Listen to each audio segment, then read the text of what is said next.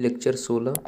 Page 1 article 15(6) इसे 130वें संविधान संशोधन 2019 के माध्यम से जोड़ा गया। इसमें आर्थिक आधार पर सामान्य वर्ग के लोगों को शिक्षण संस्थानों में 10% का आरक्षण दिया जाएगा। आर्टिकल 16(1) राज्य किसी भी नागरिक के साथ नियुक्ति और नियोजन में कोई भेदभाव नहीं करेगा। आर्टिकल 16(2) राज्य किसी भी नागरिक के साथ जाति, धर्म, मूल वंश, लिंग, उद्भव और निवास तथा मूल वंश के आधार पर किसी भी प्रकार का भेदभाव नहीं करेगा नियोजन और नियुक्ति में। आर्टिकल 16(3) राज्य निवास के आधार पर विशेष प्रावधान कर सकता है।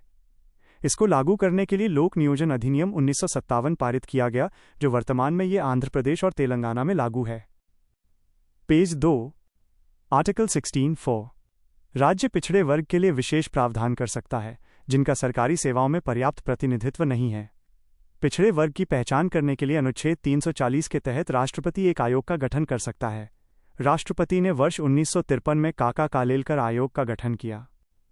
प्रथम पिछड़ा वर्ग आयोग काका कालेलकर 1953, रिपोर्ट 1955 में आई। इसकी रिपोर्ट को लागू नहीं किया गया। द्वितीय पिछड़ा वर्ग आयोग 1979 में बीपी मंडल की अध्यक्षता में मंडल आयोग का गठन किया गया, मोरारजी देसाई की सरकार ने। रिपोर्ट 1980। इस आयोग ने अपनी रिपोर्ट में लगभग 3743 जातियों को पिछड़ा पाया, अतः देश की करीब 50% आबादी। पेज 3 इसकी रिपोर्ट को 1990 में वीपी सिंह की सरकार ने लागू किया और ओबीसी को 27% का आरक्षण दे दिया। डायग्राम का विवरण। इस भाग में आरक्षण के प्रतिशत का वर्गीकरण दिया गया है। OBC 27%, SC 15%, ST 7.5%। Narasimha Rao की सरकार ने 1991 में सामान्य वर्ग के लोगों को 10% का आरक्षण प्रदान किया। इंदिरा साहनीवाद 1992।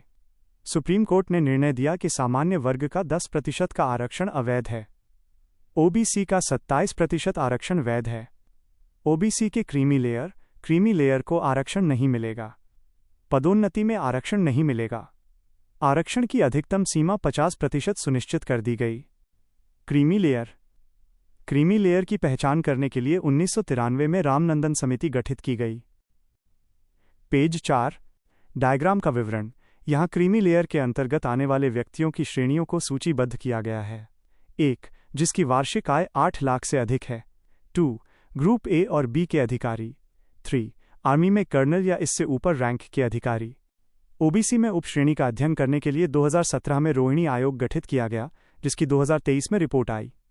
अनुसूचित जाति जनजाति में उपश्रेणी या क्रीमी लेयर का सिद्धांत लागू नहीं होता।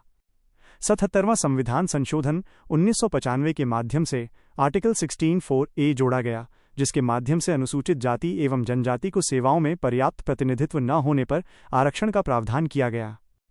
85वें संविधान संशोधन 2001 से परिणामी ज्येष्ठता कॉन्सिक्वेंशियल सीनियरिटी का सिद्धांत आया। इसका अर्थ है जिस व्यक्ति का पदोन्नति का परिणाम पहले आएगा वही व्यक्ति वरिष्ठ कहलाएगा।